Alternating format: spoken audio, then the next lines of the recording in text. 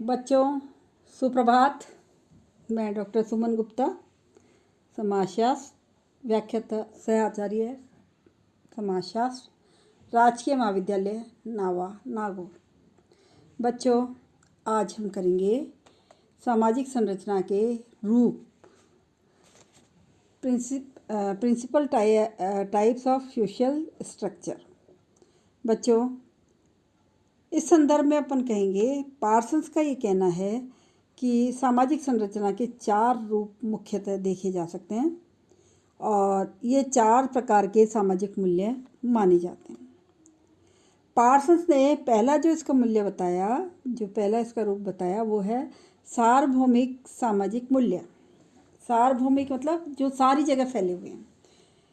सार्वभौमिक सामाजिक मूल्य जो हमारे समाज में फैले होते हैं और जो सभी पर लागू होते हैं, जैसे सच्चाई, ईमानदारी सभी समाजों में उत्तम गुणों के रूप में स्वीकार किए जाते हैं। दूसरा है विशिष्ट सामाजिक मूल्य। बच्चों जो किसी समाज विशेष तक सीमित होते हैं, जिनका फैलाव किसी एक समाज विशेष तक ही फैला हुआ होता है। जैसे हिंदू समाज में पतिव्रता धर्म आदर्श हिंदुओं में देखा जा सकता है। तीसरा है अर्जित सामाजिक मूल्य। अर्जित सामाजिक मूल्य जिनका संबंध व्यक्ति के प्रयत्नों द्वारा प्राप्त किए गए पदों से होता है। अर्जित मूल्य वे होते हैं जिन्हें एक व्यक्ति अपनी योग्यता के आधार पर प्राप्त करता है। ठीक है। और नेक्स्ट है अंतिम प्रदत्त सामाजिक मूल्य। बच्चों प्रदत्त सामाजिक मूल्य वे मूल्य होते हैं जिनका संबंध जन्म एवं परंपरा द्वारा निर्धारित पदों से होता है।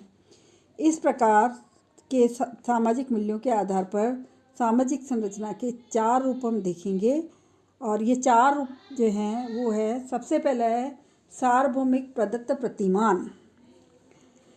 इस प्रकार के प्रतिमानों में 2 प्रकार के प्रतिमान सार्वभौमिक एवं प्रदत्त होते हैं। कुछ समाज ऐसे होते हैं जिनमें प्रदत्त प्रतिमानों को सार्वजनिक रूप से स्वीकार किया जाता है। ऐसे समाजों में परंपरात्मक आदर्शों एवं कर्तव्यों की ओर से अधिक झुकाव पाया जाता है। ये हैं सार्वभौमिक प्रदत्त प्रतिमान, जिनको बचपन के साथ ही प्राप्त हो जाता है, जन्म के साथ ही जो प्राप्त हो जाते हैं। नेक्स्ट है सार्वभौमिक अर्जित प्रतिमान। बच्चों इस प्रकार के प्रतिमानों में भी 2 प्रकार के प्रतिमानों का समावेश होता है और इन 2 प्रतिमानों में जो हम देखेंगे वो है पहला सार्वभौमिक एवं अर्जित, इन 2 प्रतिमानों का समावेश होता है। इस प्रकार के प्रतिमानों में व्यक्ति के प्रयत्न एवं गुणों के द्वारा प्राप्त पदों को सार्वभौमिक रूप से स्वीकार किया जाता है। बच्चों इसलिए हम ये कहेंगे कि जैसे पूंजीवादी समाजों में संपत्ति के संचय एवं अर्जन को ज़्यादा महत्व दिया जाता है और वर्ग व्यवस्था इस प्रकार के समाज की विशेषता है। मतलब पूंजीवादी समाजों में संपत्ति के संचय को ज़्यादा महत्व दिया जाता है, अर्जन को ज़्यादा महत्व दिया जाता है। तीसरा जो स्वरूप है वो है विशिष्ट प्रदत्त प्रतिमान। बच्चों इस प्रकार के प्रतिमान रक्त संबंध व स्थानीय समुदायों पर आधारित होते हैं।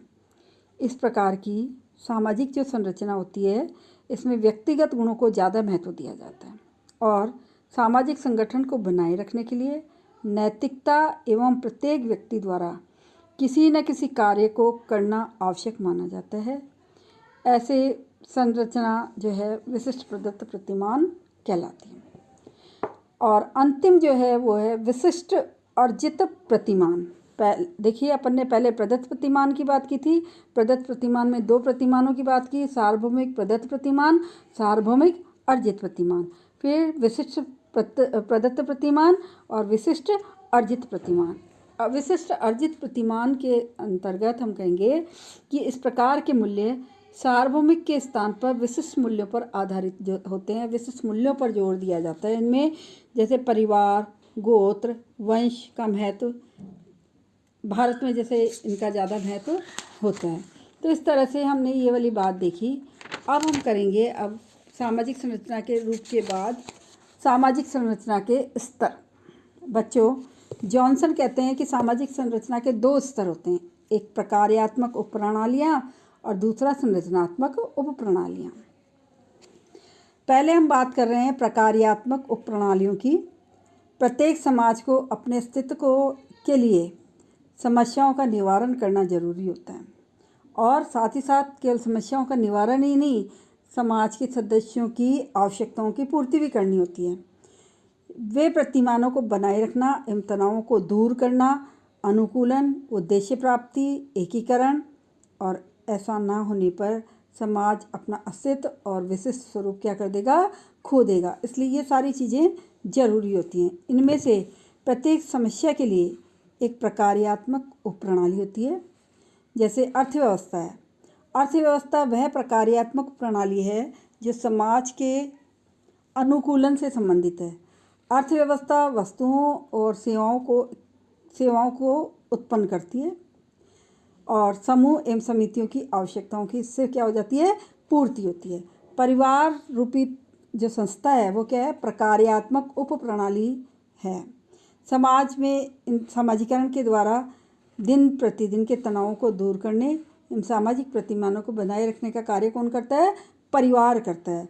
परिवार के साथ साथ शिक्षण संस्थाएं, धार्मिक संस्थाएं, समूह, मनोरंजन के समूह, अस्पताल, स्वास्थ्य संगठन, ये सब क्या करते हैं, समाज के तनावों को दूर करने और प्रतिमानों को बनाए रखने का में सहयोग करते हैं। जैसे सच बोलना चाहिए, बड़ों का आदर करना चाहिए, नियत परवाह नहीं करना चाहिए, गरीबों की मदद करनी चाहिए ना, इस तरह की संस्थाएं। ये जो परिवार के द्वारा जो सोशलाइजेशन किया जाता है, इससे समाज में क्या होता है, आवश्यकताओं की पूर्ति होती रहती है।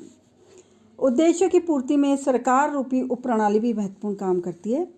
सरकार क्या करती है, अपनी शक्ति के आधार पर समाज के उद्देश्यों की पूर्ति करने का कार्य करती है। और ख़ास करके प्रजातंत्र में तो समाज क्या करता है, सरकार पर दबाव बनाकर करता है, तैयारी रखता है, दबाव बनाता है जनमत के आधार पर, और उसके आधार पर सरकार बनती है। तो इसलिए हम ये कहेंगे, संसद के लिए बिलों का मसौदा बनाते हैं, सभी समाज के उद्देश्यों की पूर्ति में योग देते हैं, और इस प्रकार राज्य व्यवस्था उद्देश्य प्राप्ति की एक महत्वपूर्ण क्या है, प्रणाली कही जा सकती है। बच्चों, इसके बाद दूसरा जो है वो है संरचनात्मक उपप्रणाली। संरचनात्मक उपप्रणाली में अपन कहेंगे कि समाज की प्रकार्यात्मक उपप्रणालियाँ अमूर्त होती हैं, जबकि संरचनात्मक उपप्रणालियाँ मूर्त समूह से बनी होती है। अर्थात जो समाज की प्रकार्यात्मक उपप्रणाली है उसका कोई निश्चित रंग, रूप, आकार नहीं होता, उन्हें छुआ नहीं जा सकता, केवल उनका एहसास किया जा सकता है। नातेदारी तंत्र, परिवार, गोत्र, वंश समूह, ये सब इसके अंतर्गत ही आते हैं। इसके अतिरिक्त चर्च, शिक्षा प्रणाली संरचनात्मक उपप्रणालियाँ हैं, और संरचनात्मक उपप्रणालियाँ मूर्त एवं वास्तविक होती हैं। इसके बाद हम बात करेंगे प्रकार्य की अवधारणा। बच्चों, प्रकार्य का अर्थ है समाज या समूह द्वारा किए जाने वाले कार्य, या समाज का या उसके सदस्यों के द्वारा किए गए कार्य या उसमें उनका योगदान। समाज में प्रकार्य का अर्थ संपूर्ण सामाजिक संरचना को व्यवस्थित बनाए रखने एवं अनुकूलन करने में उनकी इकाइयों द्वारा जो सकारात्मक योगदान दिया जाता है वो प्रकार्य कहलाता है। प्रकार्य की अवधारणा को हम एक दूसरे तरीके से और समझ सकते हैं। जैसे हमारे शरीर की अगर हम उदाहरण दें तो हमारा शरीर जो है उसकी संरचना का निर्माण विभिन्न इकाइयों, विभिन्न अंगों के आधार पर हुआ है।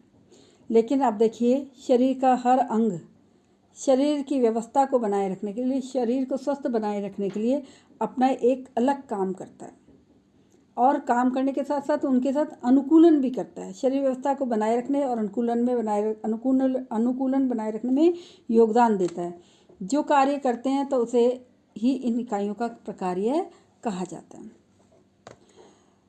रैडक्लिफ ब्राउन ने इसको परिभाषित करते हुए कहा कि किसी भी सामाजिक इकाई का प्रकार्य उस इकाई का वह योगदान है जो वह सामाजिक व्यवस्था की क्रियाशीलता के रूप में सामाजिक जीवन को देती है।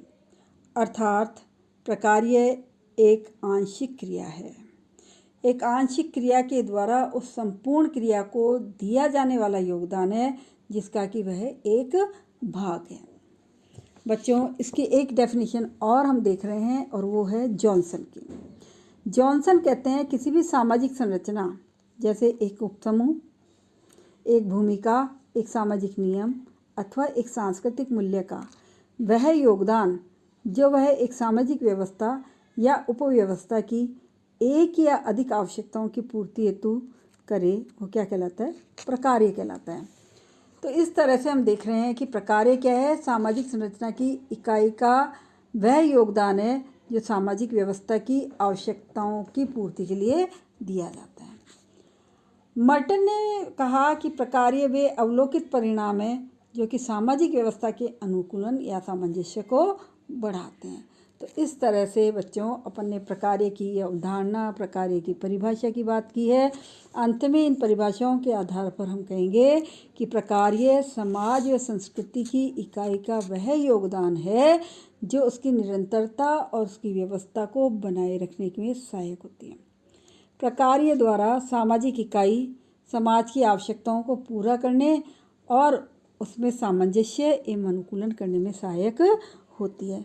तो बच्चों, इस तरह से आज अपना ये चैप्टर कंप्लीट हो जाता है और इसके बाद मैंने साथ में कुछ लघु उत्तरीय प्रश्नों की भी यहाँ जिक्र किया है।